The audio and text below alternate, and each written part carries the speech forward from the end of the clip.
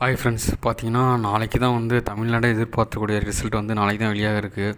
ஆனால் யாருமே வந்து திங்கட்கிழமை வந்து பார்த்திங்கன்னா இவ்வளோ அவளோட எதிர்பார்த்துருக்க மாட்டாங்க.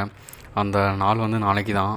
ஸோ வந்து இன்றைக்கி நம்ம என்ன பார்க்க போகிறோன்ட்டு வந்து பார்த்திங்கன்னா சில ரிப்போர்ட்ஸ்லாம் என்ன சொல்கிறாங்கன்னு வந்து பார்த்திங்கன்னா தமிழ்நாட்டில் வந்து தொங்கு சட்டசபை அமையும் அப்படின்னு சொல்லி சொல்கிறாங்க.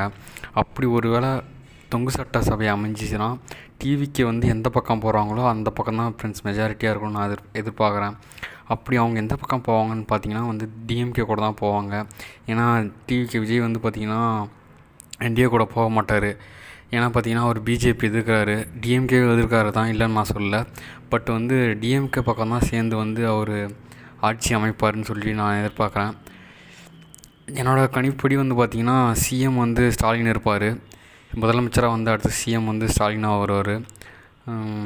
அடுத்து டெப்யூட்டி சிஎம் வந்து பார்த்திங்கன்னா விஜய் வந்து வரத்துக்கு வாய்ப்பு இருக்குது. ஏன்னா வந்து டிவிக்கு வந்து ஒரு குறிப்பிட்ட சதவீத வாக்கை வந்து வாங்கிட்டாங்க அப்படின்னா தொங்கு சட்டசபை வரும். ஸோ அதெல்லாம் வந்து இவர் வந்து டிஎம்கே கூட சேர்ந்து 2 பேரும் சேர்ந்து வந்து தமிழ்நாட்டை வந்து ஆட்சி பிடிப்பாங்கன்ட்டு நான் எக்ஸ்பெக்ட் பண்ணுறேன்.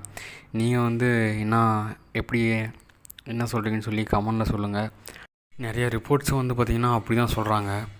ஒருவேளை தொங்கு சட்டசபை அமைஞ்சால் நீங்கள் டிவிக்கு வந்து எந்த பக்கம் போகும்னு சொல்லிட்டு நீங்கள் யார் பக்கம் சொல்கிறீங்கன்னு சொல்லி கமெண்டில் சொல்லுங்கள். அவ்வளோதான். நாளைக்கு வந்து யார் சிஎம் ஆக போகிறாங்கன்ட்டு நாளைக்கு முடிவு தெரிஞ்சிடும். எல்லோரும் எதிர்பார்த்து கொண்ட நாள் வந்து நாளைக்கு வந்துடும். ஸோ பார்ப்போம் யார் சிஎம்மாக வராங்கன்ட்டு. நான் தான் வந்து சொல்கிறேன், இந்தமாரி 2 பேரும் சேர்ந்து தான் வந்து ஆட்சி அமைப்பாங்க அப்படின்னு சொல்லிட்டு பார்ப்போம், பொறுத்திருந்து பார்ப்போம். நான் ஏன் வந்து விஜய் வந்து பிஜேபி பக்கம் சேர மாட்டார் சொல்கிறேன் அப்படின்னா, ஏன்னா வந்து பிஜேபி வந்து தமிழ்நாட்டை ஆட்சி செய்கிறது வந்து யாருக்குமே பொறுக்காது. ஸோ அப்படி தொங்கு சட்டசபை வந்துச்சு அப்படின்னா இவர் வந்து என்டிஏ பக்கம் போக மாட்டாருன்னு நான் நினைக்கிறேன். டிஎம்கே பக்கம் தான் போவார். நீங்கள் கேட்கலாம், வந்து டிஎம்கே தான் எதிர்க்கிறாரு, அப்புறம் எப்படி டிஎம்கே பக்கம் போவார் நீ சொல்கிறிய அப்படின்னு சொல்லி கேட்கலாம். வேறு வழி இல்லை. தொங்கு சட்டசபை வந்துச்சுன்னா எந்த ஒரு பக்கம் போனால் தான் கவர்மெண்ட் வந்து ஃபார்ம் பண்ண முடியும். அப்படி இருக்கும்போது இவர் வந்து என்டிஏ பக்கம் போக மாட்டார், டிஎம்கே கூட தான் போய் இவர் டெப்டி சிஎம்மாக இருப்பார். இல்லை ஸ்டாலின் இல்லை உதயநிதி ஸ்டாலின் வந்து சிஎம்மாக இருப்பாங்கன்னு சொல்லி நான் எக்ஸ்பெக்ட் பண்ணுறேன். பார்ப்போம். இந்த வீடியோ உங்களுக்கு பிடிச்சதுன்னா லைக் பண்ணுங்கள், ஷேர் பண்ணுங்கள், சப்ஸ்கிரைப் பண்ணுங்கள். தேங்க்ஸ்.